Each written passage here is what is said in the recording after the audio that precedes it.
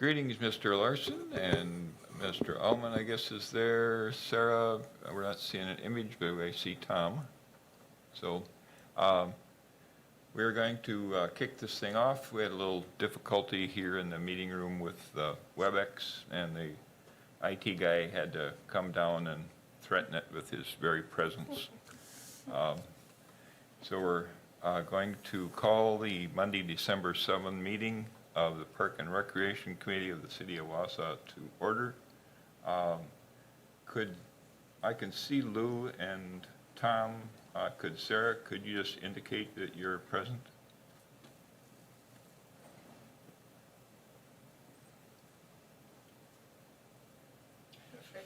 She waved.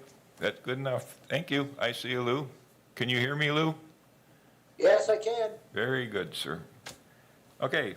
The public comment or suggestions, I don't believe there's anybody here from the public who has a comment, but if there is, they can step forward and be heard. Seeing nobody move a muscle. Minutes for October 5. I looked through them, didn't have any issues. Motion to approve. I'll move to approve. Very good. And we have a second, Mr. Killian, followed through. Any questions, comments on the minutes? All those in favor of approving the minutes, say aye. Aye. Aye. Aye. Very good. Show a unanimous vote for approval of the minutes. Going to launch right into discussion and possible action regarding Riverside Park soil remediation, although we can't direct a course of action here, but we can suggest what we'd like to see. And this is a saga that we will all remember began, I think, really got serious, got boots on the ground on 2018, and we've been working on it ever since. So it's very heartening to see the progress we've made. Director of Public Works, Eric Lindman, has arranged for Ken Lassa of REI and his associate Matt, who I didn't catch his last name. So I don't know if, Eric, you want them to start? You want to start? Can I give us an overview?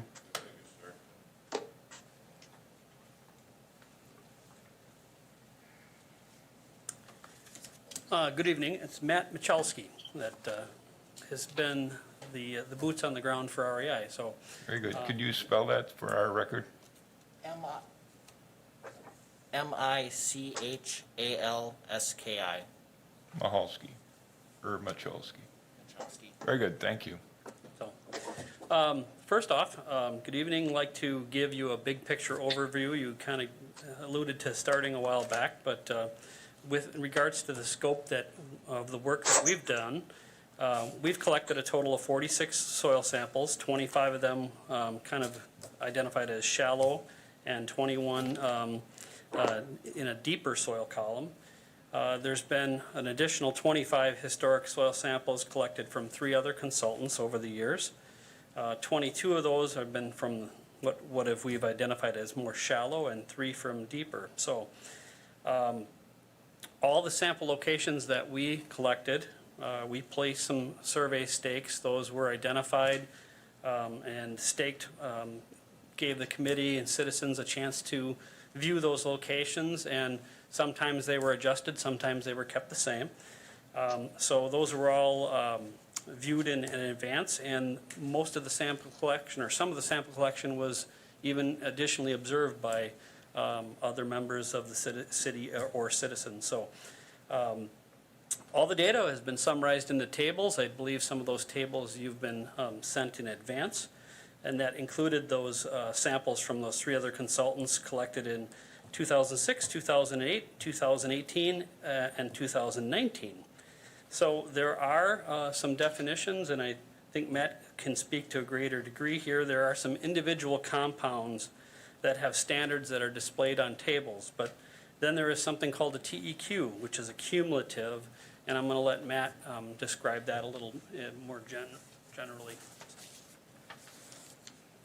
Yeah, so as Ken alluded to, with those NR 720 state standards for soil contamination, there's multiple of these compounds have individual standards to them.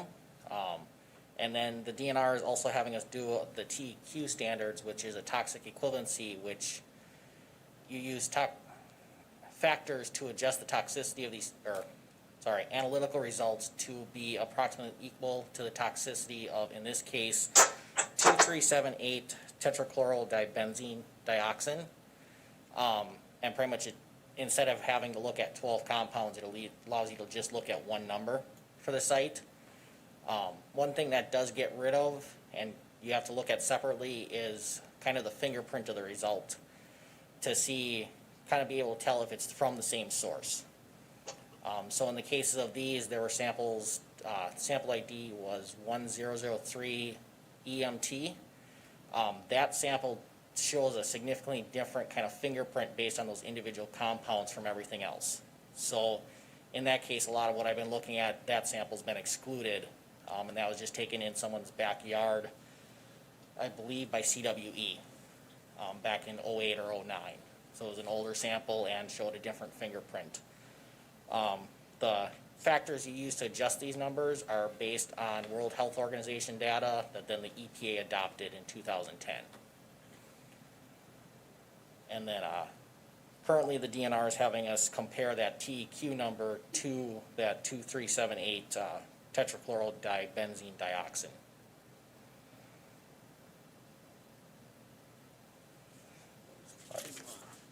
So what Matt had done a significant amount of correspondence with DNR as to how they wanted to see this data presented in individual compounds or in the TEQ. So DNR had corresponded with us, with the project manager Matt Thompson, and the EPA experts that they wanted to see it interpreted in the TEQ fashion. So there are some observations in the tables that have been given to you, and then there was some detailed maps that are based on shallow and deep soil contamination based on those TEQs.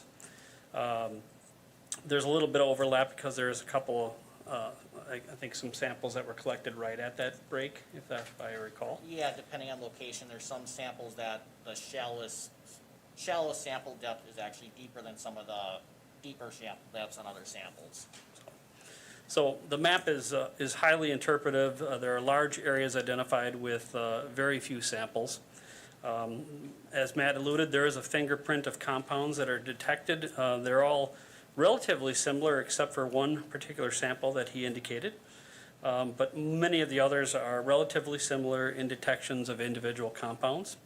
The information that we presented to you in advance has not been given to the DNR yet in the form that we have presented it to you. So they haven't had the opportunity to review it, provide input, or respond to these results. So if I was to render a couple of observations, the detections do reflect an area of higher concentrations in that area of the culvert, which we've talked about in previous meetings. And it would seem to reflect that the accumulation of concentration in this area is driven more by runoff and not by aerial deposition, although we have seen detections in shallow soils in a widespread area, but those could be from a variety of sources, including, other burning or other residential use of, coal burning, things like that, and historically in the past. So with that, I guess we'll wrap up some of our overall summary comments, and if there's other particular questions. I had a couple of things that I can get the ball rolling, and then maybe that'll help everybody understand a little better. I looked at the map and found what I thought were likely to be the areas of highest concentration, and they were labeled as P8 and P10, right below the culvert. I thought those would be fairly indicative of our problem, and I thought I would be able to bounce along those charts and see what happened with the test in 2006, and then the next one, and then the next one, to see what was happening with if those were breaking down or anything like that. Could you tell from your analysis and your knowledge, are these toxics breaking down and becoming less of an issue? I guess currently that hasn't been something, I mean, they do naturally biodegrade. They have a half-life, from what I've seen, it's 5 to 100 years. I haven't done any type of analysis currently to determine, compared to the relatively limited samples that we had from the early data to currently, if they are showing any of that degradation. We don't have enough tests, samples taken within the same few feet, right? That hasn't been our goal. Well, I think we've taken the samples, we just haven't done any analysis to determine, any sort of statistical analysis to determine if there's a breakdown. So far, we've just pulled all the data together into one set and tried to display that visually and tabular. Yeah, I'm just wondering if it's getting less, the contamination concentrations are becoming less or holding steady. Do you have any sense of that? I don't think we have any sense of that. That wasn't anything that we looked into at this point. Okay, and then in our packet, there was a very nice-looking map with a lot of blues and greens, and then we had some yellows and some oranges in the area of that edge of Riverside Park. Could you explain what we're seeing there? And I guess I would be interested in how that came to be, because some of the areas that are included, I don't believe were tested, so.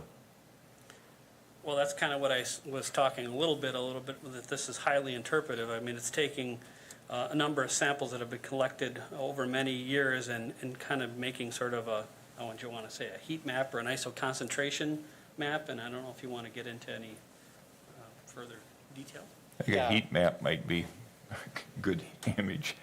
But Yeah, if you zoom in on that Riverside Park area, do we have a broad area of concern there? I mean, so the standard the state's having us comply that TEQ to, the non-industrial direct contact is 4.82. So that's, all these lines are representative of different standards for soil. So the 4.82 would be anything in green, is actually based on what the computer modeled, theoretically exceeding the non-industrial direct contact. But then as you get closer to where the culvert is, that's where we're seeing the TEQ exceeding the standard for the industrial direct contact and groundwater pathway. And in the, what would be called a hotspot, we're looking at 30. Yep, and 30 is the groundwater pathway for the 2378 TCDD. The 21.8 is the industrial direct contact standard. Okay. And so is this the information you're going to send to the DNR, and then they come back and say, scrape the soil off from here to here and put in plastic? Or, I mean, I don't, Well, like how does this happen? there's a couple of scenarios. Like we said, the information has not yet been presented to DNR. Traditionally, the site investigation information is given to DNR, and you have to complete a site investigation, and DNR accept that site investigation, that you've defined the degree and extent of the issue before you start talking about remediation. That's what we have right now. Well, you could say that this is, and again, there'll be different opinions. We could, A, do submittal of this data, or B, there could be submittal of this data with additional sampling to further define and further pinpoint. Or B, there could be, DNR looks at this and says, well, this tells us enough data to show that perhaps this source is coming from an adjacent property. That could lead to possibly a change in RP status, responsible party. status. They could say that, hey, this appears that some of this is coming from an off-site source, and therefore that could provide evidence to change that status. They could look at this and say, you know, there's some data that I think that is out there from, is it 2008?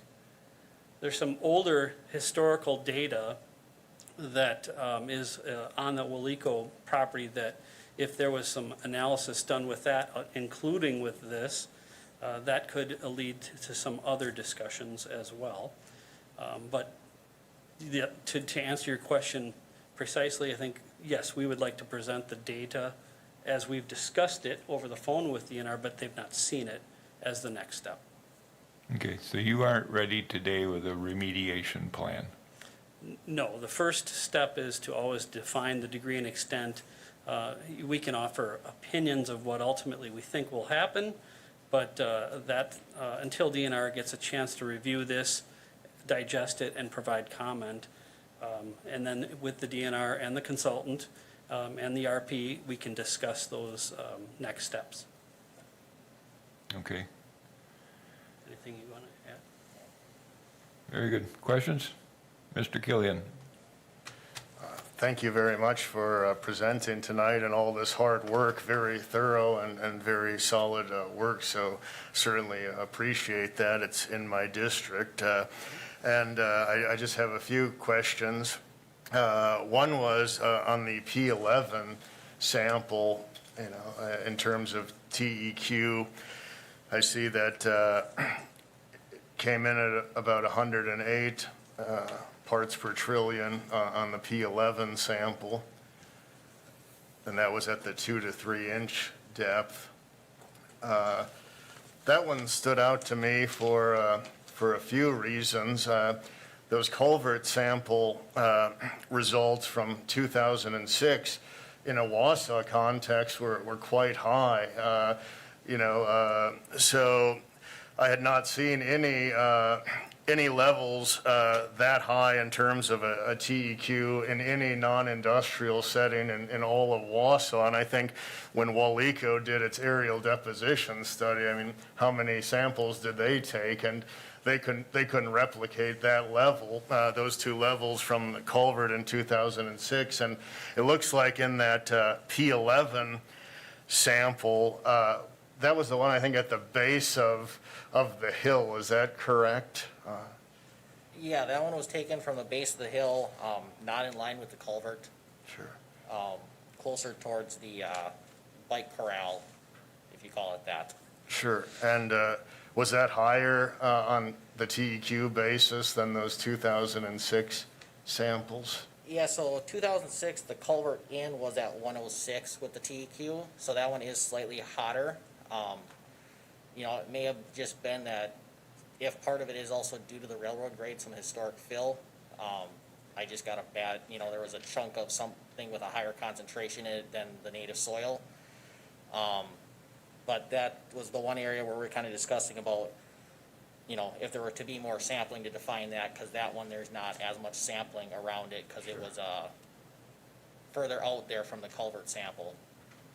So that would, I mean, just by a little bit, be the highest TEQ level out of this entire set, and as far as I know, the highest in all of Wausau, except for maybe the Wausau site from the records I've seen. I had a question just to get a kind of a perspective on these NR 720 DNR soil standards. Those are typically what the DNR uses to kind of analyze levels in these settings. Is that correct? Yeah, that is correct, but in this particular instance, they did want us to go through but normally with most compounds, you're accurate. And I think, seeing the TQ levels too are very helpful. I just wanted to, just for context, if we could look at sample P11 at 2 to 3 inches, or even the deeper depth, just to give the committee and public some context, that sample, looking at HPCDD, that came in at 1,900 parts per trillion, which is almost 4 times the state standard in a residential setting. Would you say that's accurate, just to give the committee some perspective on just how much that exceeded state standards? Yeah, I mean, for that individual compound, you're looking at 484 for the non-industrial direct contact, so it was approximately 4 times the standard. Sure. Well, thank you. Yes, I think that gives some indication of just how far some of these exceedances go. Just one question for now, and I'd conveyed it at an earlier date to Mr. Lindman after I saw these results and the locations. Some of these exceedances are very close to the backyards of some residents on River Street, and there were a few samples, not far away at all, and it sounds like it's going to depend on how things go with the DNR and what you hear from them. But one resident there had expressed a concern that his yard is very close to at least one of these exceedances. In your opinion, given that proximity to kind of a residential property, do you think, and it may hinge on, I guess, what the DNR says and certain responsible party aspects, but how do you feel about the definition, kind of the lateral definition, and do you think it's close enough that some samples might be warranted in those residents' yards since they're so close? How do you see it, just given where you think it may be coming from at this point?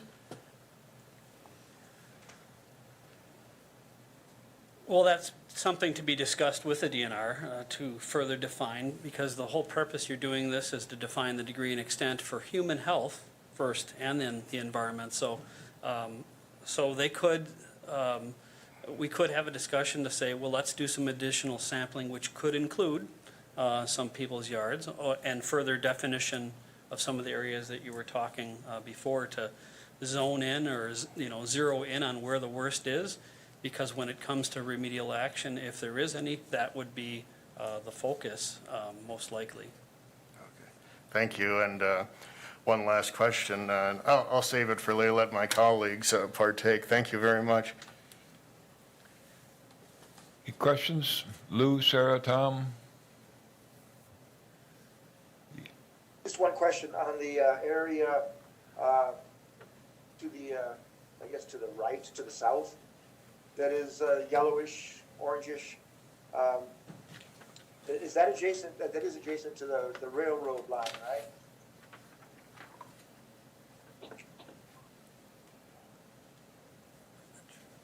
He's talking about. It looked to me, Tom, like, well, the engineers are looking around, but it looked to me like most of that was centered around between the culvert and the bike polo court, but. No, I'm talking about to the south, the other area, Oh, this closer to one's Thomas sample. Street. No, those were actually samples that were, I'd have to look at the exact location. Those were some of the historic samples that were collected in 2008 by CWE. And those were either taken from someone's yard or the grass right away between the road and the sidewalk. But that area is adjacent to the railroad line, right? The abandoned railroad, I guess it is. Oh, that's right, that's the alley. No, I think the railroad's up here. Yeah. I mean, that'd be further south than the railroad. The railroad's kind of where the curve in the property lines is, and this is actually in the alley south of River Street. If I'm remembering that road right. That's River, that's the alley. Okay.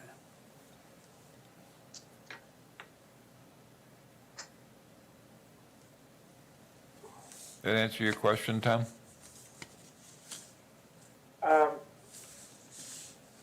Is that not the abandoned railroad bed right there? I think it's this, right? Yeah. Yeah, there's a curve on the map, probably from the original closer set of samples, that's where the abandoned railroad corridor is. Sorry, are you looking at figure 6 or figure 10? Figure 10. Okay, yes, then then there is one closer to the abandoned railway there, yes. Yeah, and that's that sample where the fingerprint doesn't line up. All right. Now, does the land slope from the railroad downward, like to the south west there? I'm just trying to think in terms of source, source for the contaminant. That was a CWE sample.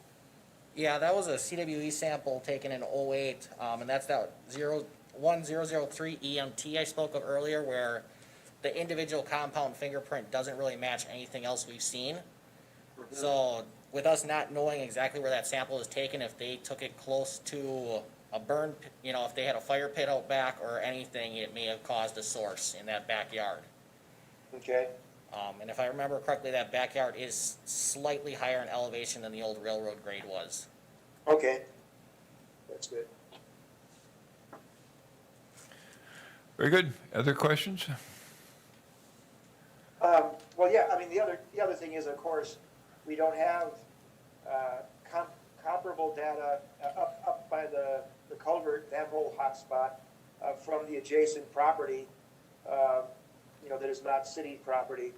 Because, again, we have to start, and this will happen with the discussion with DNR, looking at responsible party, because sourcing for that contaminant, being concentrated right there, any reasonable guess would be that it's coming from, the adjacent property. It didn't just come up from nowhere.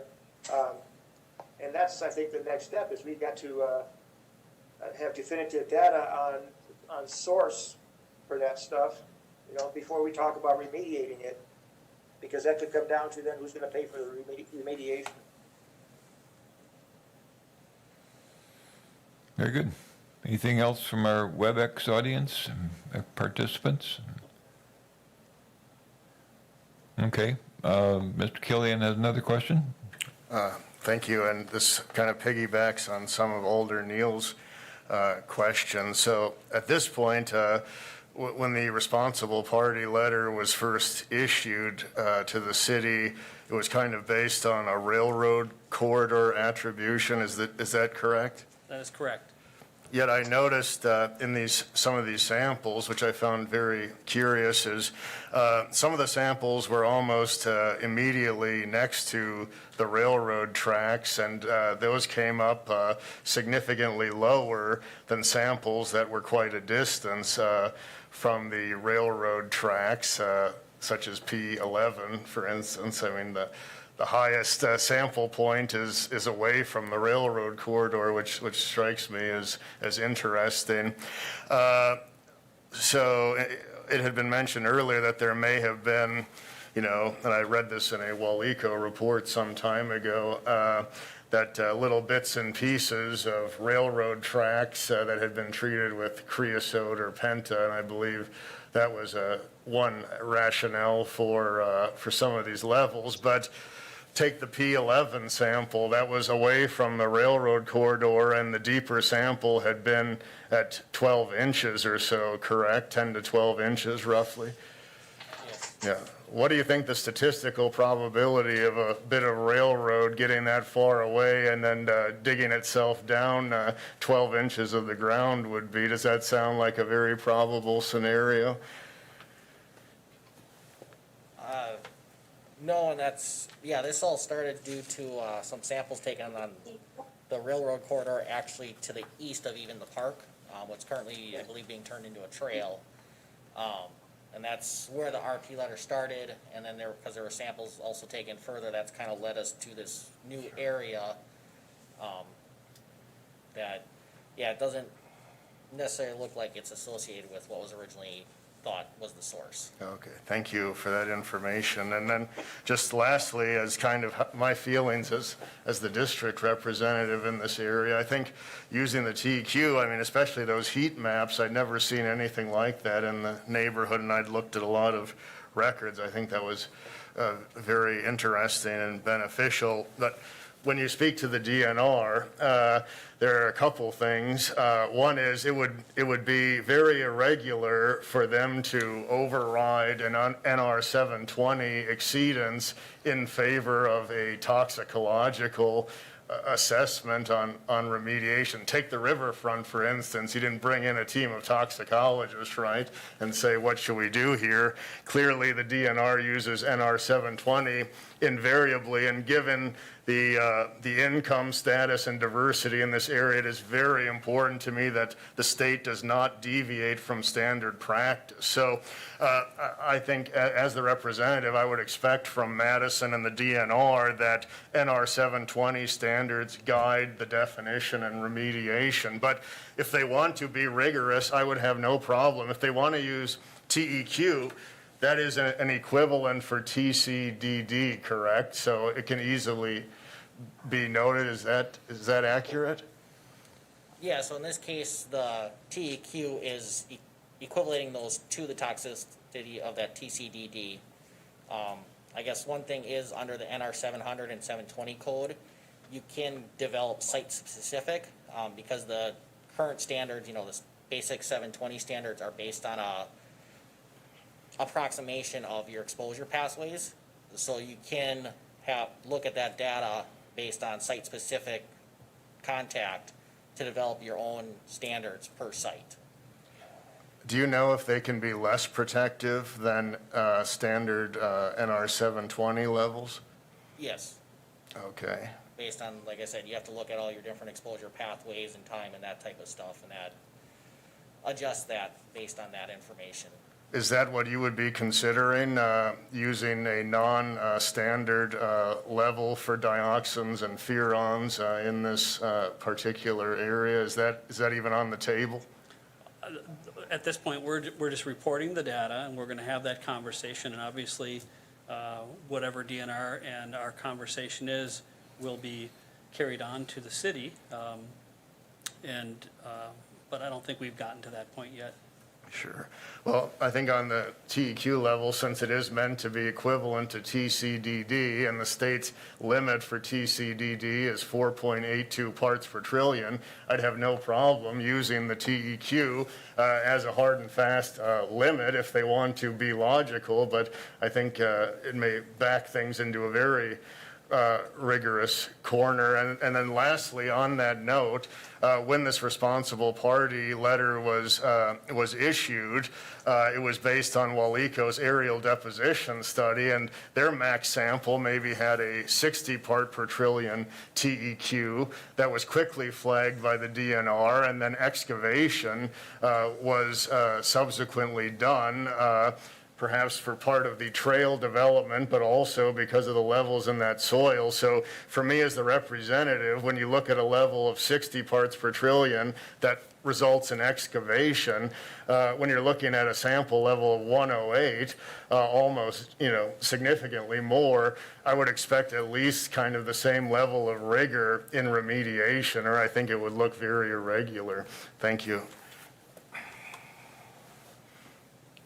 I guess I would ask if Mr. Lindman has any thoughts on how we should proceed, and I just would throw out the question, I guess, of whether we should ask that this information be submitted to the DNR with additional questions, and I hate to say the words additional testing, but if that P11 is a hotspot, maybe, well, I guess maybe throw the stuff at the DNR and ask them if they feel additional testing should be done in that area and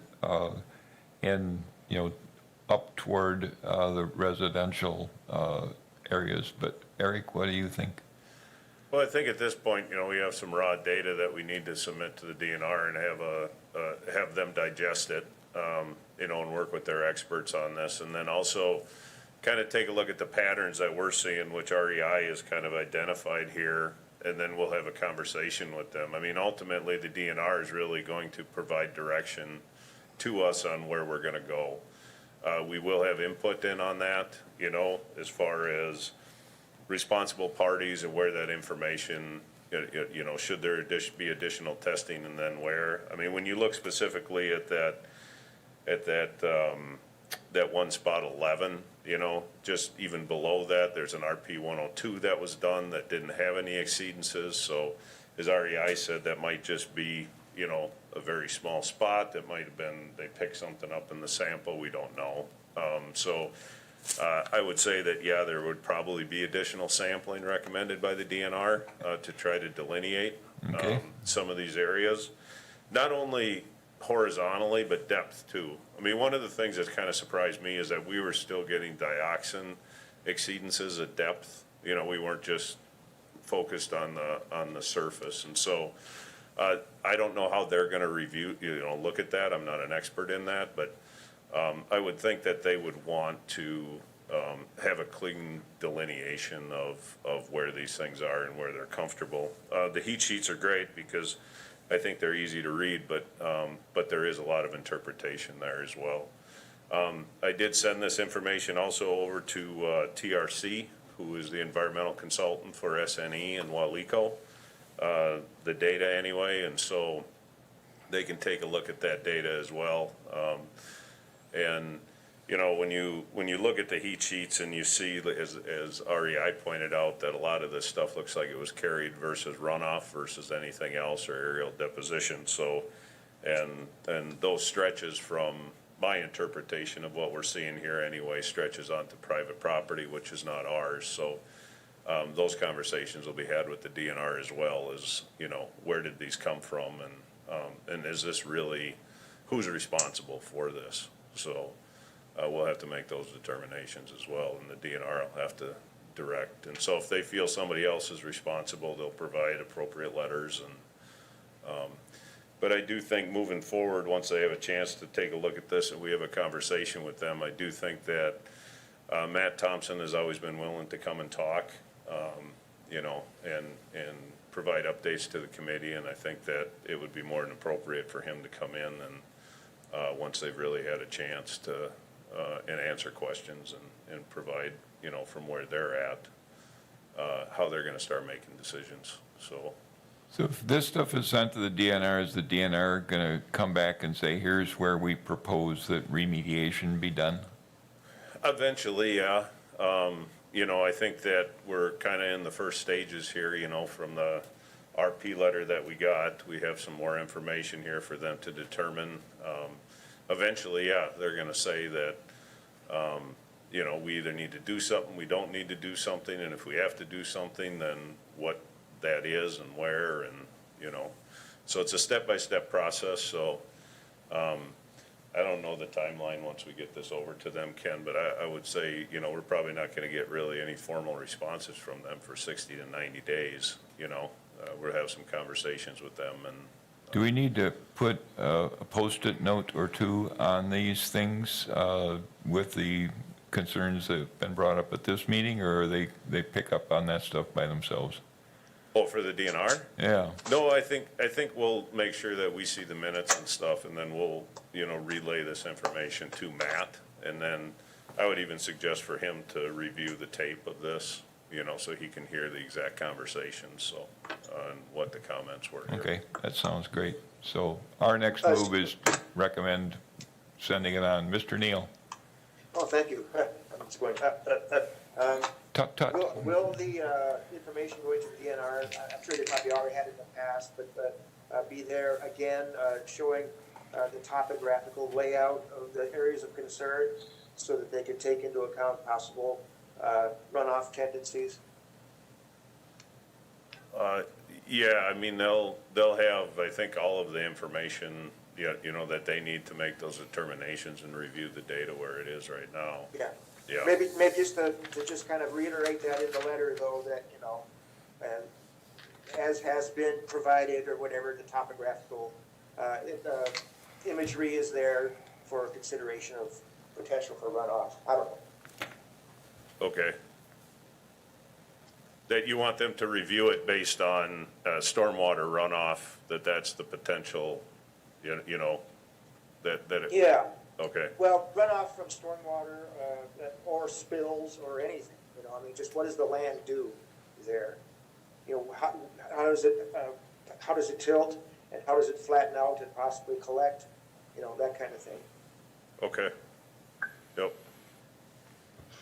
Very good. Mr. Killian? Yes, well, Mr. Lindman's up there. I got a few questions Tom. in closing. So TRC, can you explain to the public who they represent or who pays them?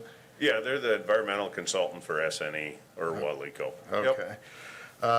Alder Neal had, and I think it's a very good thought, he had asked about if runoff is looked at, looking at the culvert perhaps or the other neighboring properties, is that culvert, it used to carry all the, or a lot of the storm water from the nearby area, but maybe 20 years ago or so, they created a retention pond which replaced that. Is that correct? Correct. So essentially, all the land to the west there, immediately west of the culvert, that was dug up about 20 years ago. So that area would be very, unless we're sampling at 32 feet or something, that would be kind of a tough spot to test.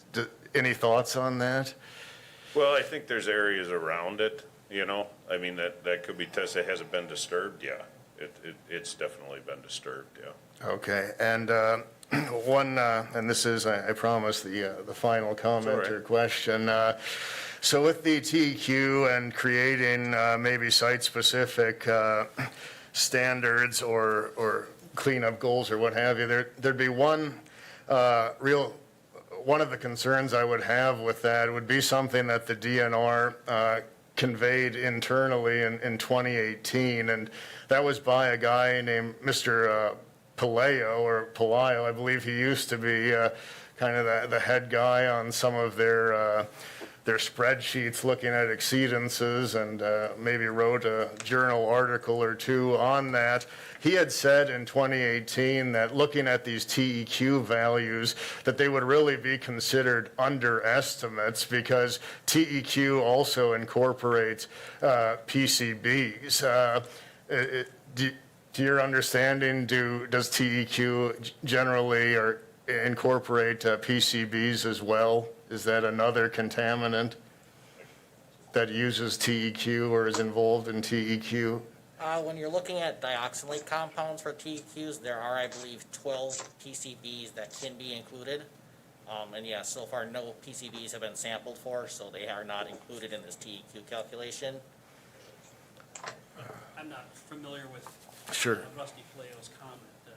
I will make sure it's sent to you. And the reason I bring this up is because I think it would be a really bad idea on the part of our regulators to try to use TEQ in terms of defining the extent of remediation, but just so that they're not moving the goalpost, so to speak. If that were to be done, I took a run at the toxicologist calculations for the park based on child level exposure for kids, and I ran the 108 part per trillion value through her calculations, and the hazard index level is roughly 0.7, and when you run the child calculations with the new data, what you get is 0.62. So you're 8/100ths away from exceeding even the toxicologist hazard level for children. And if TEQ is at all being entertained to use to define remediation, which again I think it would be a very poor idea and maybe unprecedented in certain ways, then I think PCB should be included to have a full TEQ calculation, because what we may see is even with a very minimal levels of PCB calculated into the TEQ, then we actually exceed the hazard index defined by DHS. So, I mean, I don't think TEQ is the way to go, but if it is, I think then PCBs seem logical to test for. Thank you.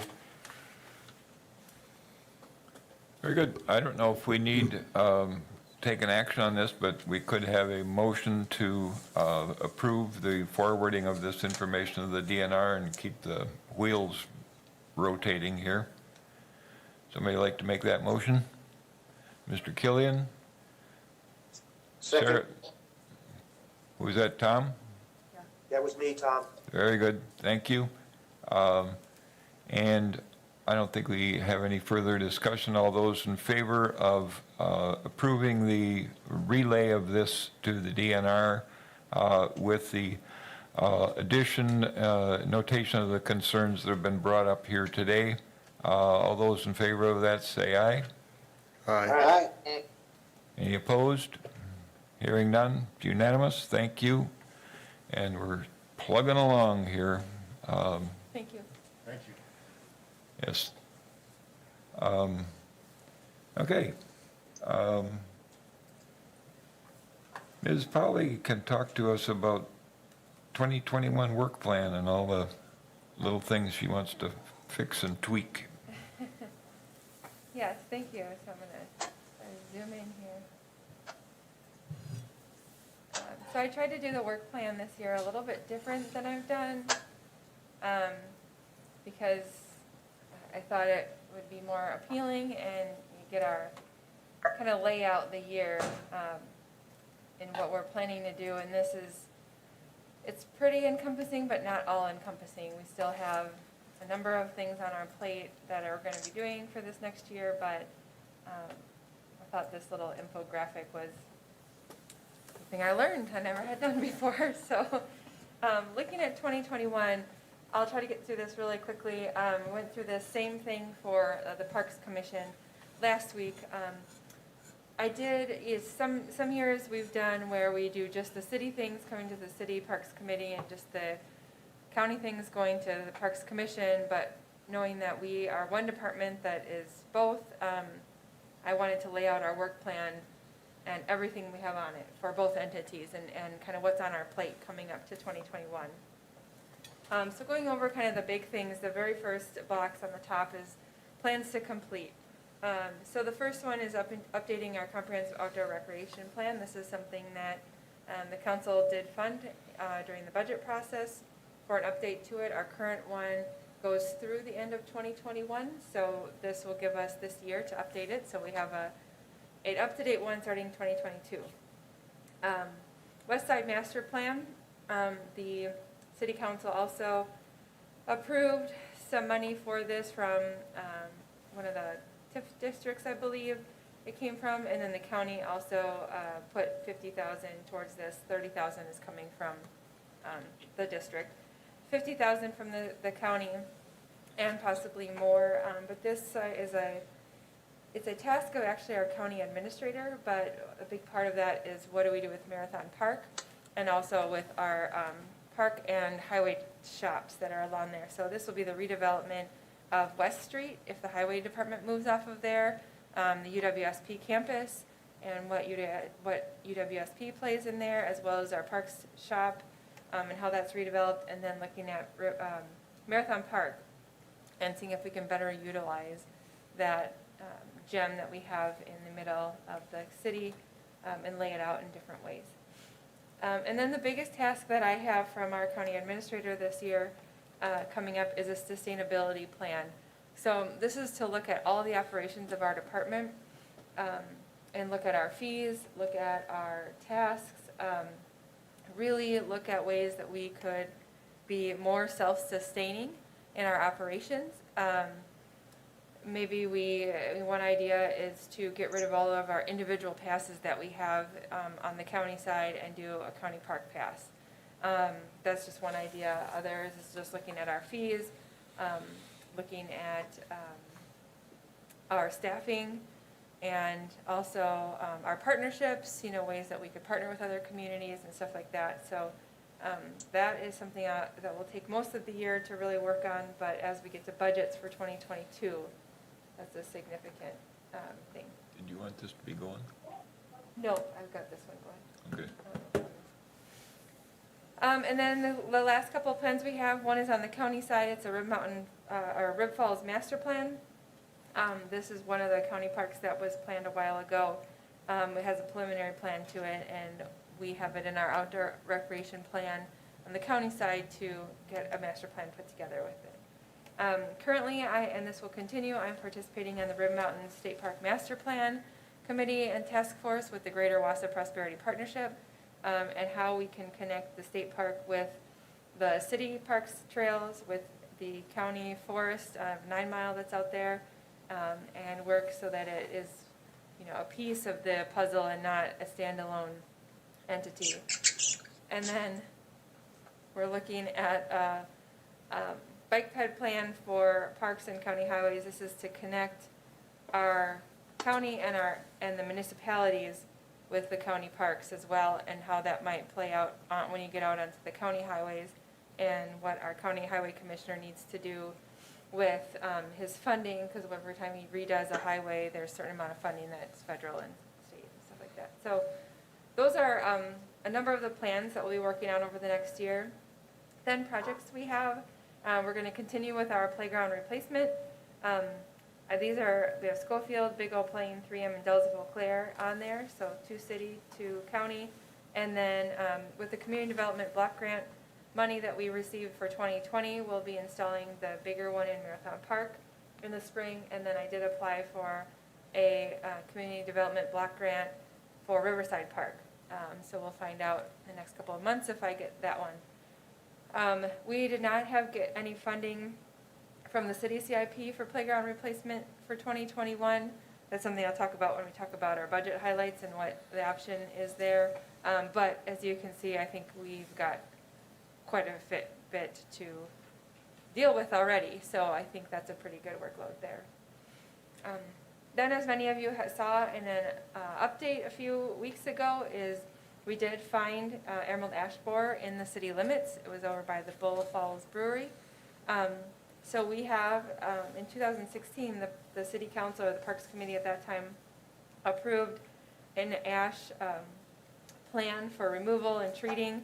We are going to bring that back, the city forester and I will bring that back to the committee in January or February, most likely January, to just review that plan with you, since we have a number of new committee members and council members, and to make sure that we are sustaining on the right path of what was planned then, now that we have found it. That was more of a plan to help mitigate it before it was actually here. So we need to continue with what we were doing with treating and removing before it gets overwhelming, but we'll explain more of that to you as we go. One of the big things we have coming up right away in 2021 is staff recruitment. We are having retirement of Karen Powers, our recreation superintendent, as of March 1st, I believe her retirement is. So I will be getting that posted shortly because as she's leaving, that's about when we are starting to hire all of our summer seasonal pool staff. So we need to have some transition there and getting all of our summer programs together. And then our next big one is our administrative manager, which is David Patridge. He in our office. He has his last day is March 5th with us, and 4th or 5th, and he oversees all of our financial budgets. That he helps us do our invoices and payments, our contracts we have with our groups. So those are some very big, 2 very big positions that I have coming in March that I need to get moving on. So that's going to be posted pretty soon. And then we have another maintenance. Right now we currently have 3 maintenance technician positions vacant due to retirements, and 2 of them will be filled shortly. We had it posted. It closed last Monday. We're going to set up interviews for next week. And then 1 more will be, we're not filling that until April 1st. So that will hopefully get us back up to full staff. I'll keep going through and then anybody can answer any questions. But then another big part of our department is our Forestry Department, which is different from our urban forestry. This is our county forestry department. And they've got an extensive work plan that they put forward for 2021 that I don't have enough room to put everything on here, but that's run a little bit separate from our other park operations, but it is part of our department and a very significant part because that's a large part of our budget with our timber sales and our management of the lands there. We will be implementing a new recreation software within the next 3 to 4 months. We have our kickoff meeting on Wednesday. And that will hopefully allow us to streamline a lot of our processes and make almost everything that we sell able to be sold online and remotely, to eliminate people having to come into the office but also be much more user-friendly for shelter reservations, campground reservations, recreation programs, swimming lessons, aquatics. So we're excited about that. We need to develop a short and long-term CIP. We do have our outdoor recreation plans which help us with that, but we need to look at each of our city and county facilities and put together a plan, like if they have a boiler in, when was the boiler purchased, how many years is it supposed to go, and when should it be replaced, and get all of that into one document. Right now, that's just more of an organizational piece for our department. On the county side, we have a big project in updating in the electrical at Big Old Plain Campground. We already did Delsville Eau Claire, and this year, when I go over our year in review, you'll see how high our camping reservations were up this year. And then going into our smaller projects, each year we get a budget from the city and the county to do smaller projects that help keep us to date, and help do some of that deferred maintenance that we didn't get to. So for a city, one of the things we're going to do is plan for safe openings of pool possibly, which we'll talk about in a little while. We've got some repair work to Stewart Park. We're going to be putting up some self-watering flower baskets to replace all the flower baskets around the city. Last year we demoed 12 of them and they worked very well around the 400 block. And it will help us eliminate some part-time staffing and hopefully save costs there. We have some plans to renovate a soccer field. For a city, small projects, we got Schofield Park parking lot. And then for capital projects on the city, what the city helped fund was 50-50 with the lift in our operations shop and 50-50 with our rolling stock as well. We have a couple other things there, but I'll keep going and then I can always touch on those. We're definitely going to finish the dog park. I'll give an update on that in a little bit. And then on the county, we got small projects of some decking and shelter work at the Delsville Eau Claire. We're going to map all the utilities in Marathon Park. There's a lot of buried things there, and we have a lot of events, so this is something we need to do. We're going to update some rubber flooring and replace some restrooms and drinking fountains throughout the county system. We are going to enhance our social media presence by better utilizing Facebook and our website. The county is redoing their website, and in conjunction with that, we are trying to make our Parks Department one much more user-friendly. And then going back up a little bit, we got sponsorships and naming right policy. So this is something that got brought up in the City Parks Committee a few weeks ago or a few months ago about a possible, naming rights policy. And then on the county side, we've done in the last 5 years sponsorship for the sports complex. We want to expand that and see, what the ideas of the city and the county are with additional sponsors at additional facilities and what that might mean and what that might look like. And that's kind of part of our sustainability plan. So I'll be bringing forward those topics to you early next year so we can get them put together and put a policy in place that we then have if people come to us and say, I want to name a park after so-and-so, we can pull out our policy and have criteria that we would go by to judge that. So, and then looking for other ways of revenue sources as well. So that is pretty much, I do have, a whole list yet of other minor projects that we're going to work on for all of our little parks. But I don't need to go into all of them. This is kind of the big overview of a pretty busy year already. But any questions or comments or anything major that you think I've missed? Looks good to me. Hearing no comments or questions, thank you for that, and good luck getting all that done. I'm going to launch right into, we do have another meeting in here, I believe, in 23 minutes, but I think we can get through this. Discussion and possible action on proposed amendments to Chapter 9 of the Wausau Municipal Code, and these are the things that more or less mirror what the Park Commission, the County Park Commission considered, right? Correct. Okay, take it away. Okay, thank you. So in January, when we had to look for replacement for our park ranger that we had in our department, we contracted with the county sheriff's department, and we now have 2 recreation deputies that are designated strictly to parks and open space. They communicate pretty good with our city police department when there's issues, and they work together on that. But within this last year, they were able to just kind of work with the ordinances that we've had in place, both at the city and the county level, and give us suggestions on some clarifications that they are suggesting to add to our ordinances, just to allow them to better regulate what's going on and to better educate our community about why we have a certain rule in place. So I didn't include the county changes. There's a little bit more extensive changes on the county side because a lot of them have to do with camping and beaches, which we don't have in the city. But it has been past practice that when we update our park ordinances, that we try to keep them consistent on the city and the county side. So county side is chapter 19, city is chapter 9 of the different codes. And these are some pretty minor changes that go to mirror what we put in on the county side.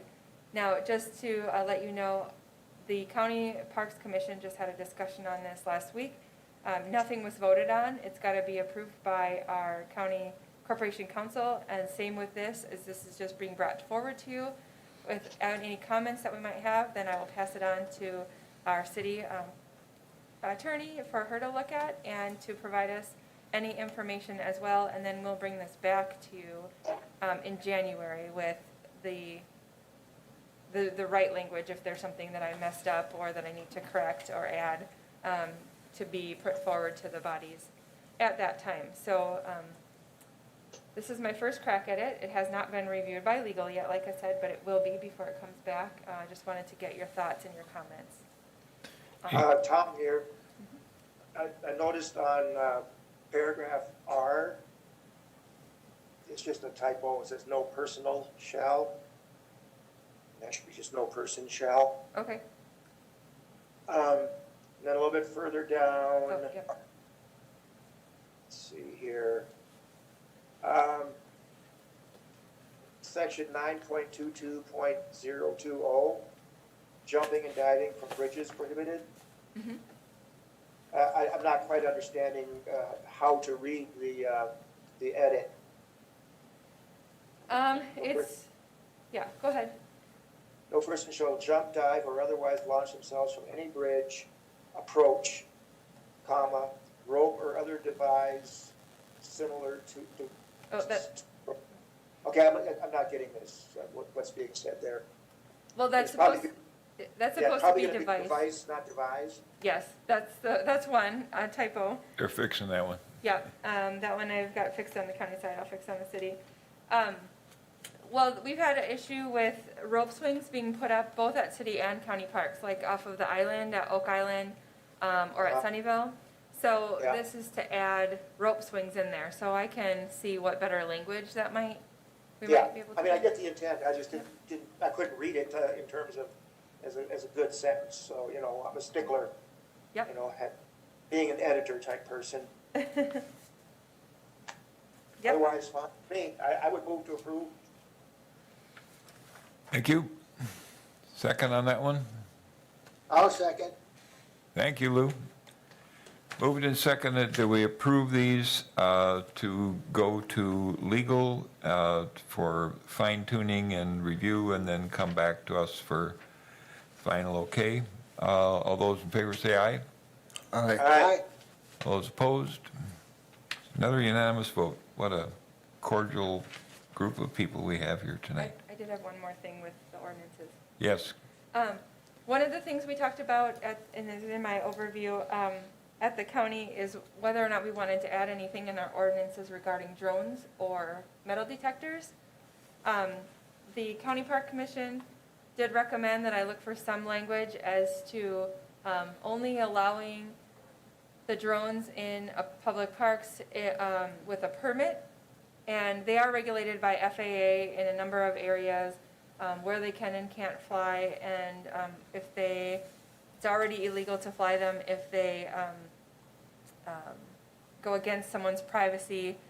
But that was a discussion we had with the Parks Commission is they did want to see, I have not put the language in yet, I haven't found the right language, I'm working on that, but I wanted to see if the city wanted that same language to be brought forward for discussion in January as to allowing drones in city parks and metal detectors. Well, I have nothing against it myself.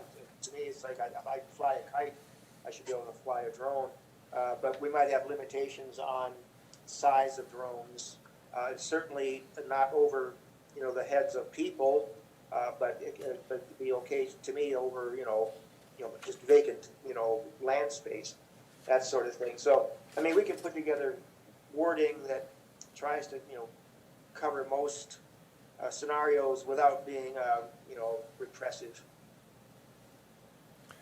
The Park Commission, one of the things they were thinking about with the clause that would allow for permission to be granted, so if you're having a wedding reception or an anniversary or some event within the park, and you contract with somebody or arrange for somebody to get a photo of that or some video of that with a drone, then that would be permitted. But we are aware that you're not supposed to operate them over people, so I'm going to see what we come back with. But yeah, I don't think there's any eagerness for a flat-out ban, but we'll see how it goes. Okay. I can bring the same language forward.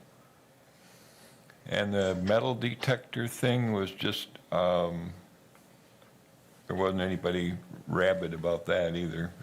If, I don't know the degree to which it has been a problem, but as long as somebody finds a little something, takes a screwdriver and pops it out of the ground, that's probably not an issue. But Ms. Polly just wanted us to be aware that something that we could look at. I did find in our files that we have metal detecting guidelines, which I don't know that anybody was really aware that we had. So I will get opinions from our legal counsels on if we put this in there or not, or if it's just a policy. Basically, there isn't a permit required for them, but the Federal Antiquities Act allows this, but it prohibits the disturbance or removal of items of cultural or historical significance. And then state and county regulations prohibit the disturbance or damage of natural features. So I'll look at this and then see if there's anything here that needs to be put in there as far as regulations, or if this is good enough. Very good. Year in review. Keep going. All right. So our typical year in review, you do see a much more in-depth year in review as part of our budget process. In our budget book, we have a 2-page kind of highlights of what we've done. I just took some of those and I really just highlighted some of the numbers that I found. This was a unique year because we didn't have the pools open. We didn't have the recreation programs that we typically have. We didn't have the events that we typically had. But we still were busy and we still had to do a lot of things. So we have 3,400 acres of parkland and almost 30,000 acres of county forest land that we manage. We already talked in a previous meeting about the number of hours and acres, that we mow. And then since ash was found, I just put in here about what we currently do each year on how we plant and remove those trees. One of the things that we did, because we didn't have any recreation programs, is Karen still stayed very closely in touch with our school districts and delivered 195 family activity kits throughout from the summer and this fall for those families that were at home. We had new playground equipment in 4 parks. We have new dasher system, sound system controller in the ice arena. With the money that we received from our Adult Softball Association on payment they owed, we were able to put that money directly towards Sunnyvale Softball Complex and start quite a few updates on that. And we acquired another 200 acres of forest land. So then when it comes down to what we did, a big part on the county side, which is part of our entire budget, is we were up 35.6% in revenue over what we budgeted for camping this last year. It equated to about 16,600 nights of camping. We just sold under 4,000, or under 5,000 passes, and this doesn't include pool passes because we didn't open the pools. And even though our youth athletics were delayed this year, and with COVID, we still got 300 games in, and that doesn't include practices. But the Woodchucks played 23 home games and kept us pretty busy starting mostly mid-July. And then shelter reservations. We had a little under 1,000 shelter reservations booked for last year. With COVID, a little over 300, I don't have the exact number in front of me, were canceled, so we still had 566 that did take place. So in a nutshell, that's just a little overview on what we did this last year, but a very small part. Very good. Any questions or comments on the year in review, or we're going to keep on zooming here? Dog Park Special Committee? Yeah, we have not met in a few months, so we are meeting after this meeting at 6 to discuss possible fundraiser and get an update on the dog park where it's at. Really, it's, the fencing is up, the turf is still being established, that's why we did not open it this year. We had some issues with that. It is coming along. I've got a lot of signage that we just have to put up on the fences. We should be ready to open in the spring if the turf looks good. Do you think, Ms. Fowley, that part of the area where the grass has been slow to come in, we could just keep that fenced off and use the rest? And Possibly. okay, we'll figure something out. Yeah, we're really hoping that with the seeding we've done, and if we get a good spring, I mean, we're able to bring back the 400 block every year after we kill it with ice. So our guys are really hoping that we can bring it all in. Go to town, huh? Very good. Budget update. I did ask her to talk about what we did get and what we didn't get. It's mostly all in there. I guess I don't need to go through that unless you have any questions, but our department, we did get what we had requested pretty much. It was a slight increase over last year's budget. And then there's a few things that I may, with an underspend this year, come back to the Parks Committee with in January and ask for some funding. One of those was the playgrounds, but one of the areas that I've noticed is in really a need for some repairs because we already have a number of playgrounds on the docket. I think we need to look at our skate park.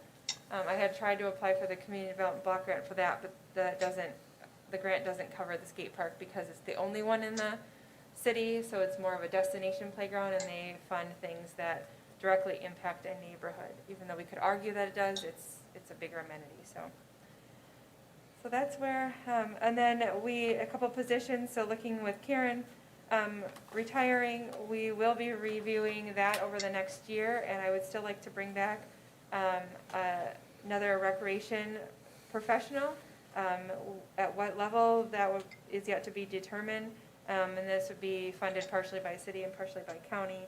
And then of note, when I talked to Mr. Peckham, he wanted me to mention too a complementary position to our department that Mr. Lindman had brought forward was a preservation coordinator that would work primarily with engineering and then in conjunction with our city forester, but work on the street projects, sidewalk projects, and the forestry aspect of that.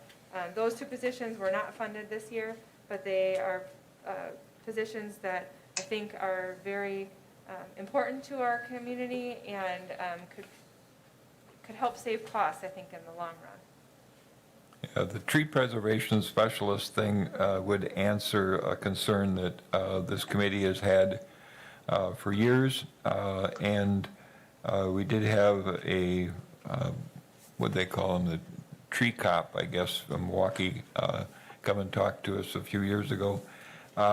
But it would be a part-time position that would be kind of a liaison between the city forester and the park department and public works to make sure that the minimum number of trees are damaged or destroyed during street projects in particular, and try to save as many as we can because we do love our trees.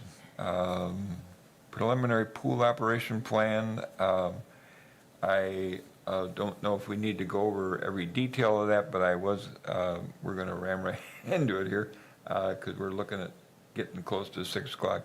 But I did have a question, and others can ask as well, but under additional considerations, there's a line where agency and daycare groups will not be allowed, and I'm just wondering what the reasoning on that, because it sounds like those are groups that are already all together. And is it just the numbers, or why would we not allow them? Yeah, so to preface this, this is the same plan we put together last year. We feel that it's still a very viable plan, and still meets a lot of the guidelines that have been put in place.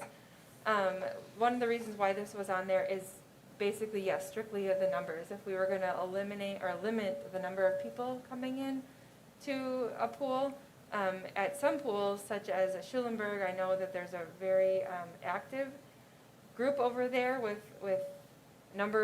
a couple of different agencies that have a number of people, and if you would let, just a few of those agencies in, that would take away the entire swimming day for the public. So these are just, all of this is just the preliminary plan. One of the things Karen and I did attend is a couple of different sessions in NRPA, which is the National Park Rec Association, as to people talking about what they did and what worked and what didn't work. And I think that there'll be a lot of good guidelines coming out as we move into the summer from our national association as well as our state association about things that worked, things that didn't, and what we would need to tweak in here. We need to see where the county and the state is at with numbers and what they would allow, kind of all that stuff. But this is something we can talk about, whether we would allow groups and rentals and agencies and daycares to come in as we get closer to see what the capacity might look like. But that was based on, kind of last year's number when we, I think, reduced the capacity down to a third. Okay, then I was also wondering if there's any way to tie this decision to the numbers. We're getting better tracking on the number of positive tests and stuff like that. If there's a way to, and you and your staff can maybe think about this, you've got a few months, but if there's a way to say if the positive test numbers are below X, then we would, and we would more strongly consider opening or something like that. So we have a target date that, that is based on some scientific facts and evidence. I could talk to our health director about what she would think on that and kind of where they think things are going, but. Yeah, I think that'd be good. Yep. Any other comments or thoughts on the preliminary pool operation outline? Very good. Very good.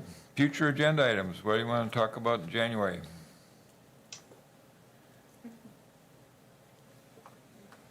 We jumped ahead, didn't we? Now we did budget update, preliminary pool operation plans. We're at future agenda items. I left the room for a moment. Did we jump past dog park? Yes. Well, we We didn't jump past it. She talked about it briefly and said that the special committee is going to meet tonight, and we hope we're quite confident that we're going to have a nice opening in the springtime. You have something you'd like to add, Mr. Neal? Well, just for the sake of the committee, I'll also mention it at the special committee. I recently took photos of the park as it is right now and submitted a request for authorizing, the release of funds from the community foundation, which was $12,500, and indicated a date of needing that money as March 1st. If we need it earlier than that, like for ordering, equipment or something like that, if just let me know and I can get back to them and see if I can get it earlier than that. Sounds good. Yeah, Ms. Powley is nodding her head, so I guess we're good there. Thank you for that. As to future agenda items, as you are accustomed to, we put out feelers prior to the meeting, so think about anything you would like to talk about. We probably have information on Sylvan Hill tubing and wintry stuff by then. I can Ice give a rink. brief update on that. Okay, So we were hoping to open Sylvan tubing on Sunday, or Saturday of this week on the 12th. But our wonderful weather is too warm that we're not able to make very good snow. And our staff is really struggling. So we are making snow every night we can. Ideally, we'd like it at 28 degrees, so this 34 degree stuff is nice, but not for snowmaking. So we have just put on our website today that our tentative new date is the 19th. And we'd really, if we can open it sooner, we will, but we're really hoping that that will be the date we can open, at least one hill. Very good. Well, thank you all, and looks like we will be gathering together Monday, January 4. Stay in touch, and we'll clear out for the Dog Park Special Committee people. Thank you.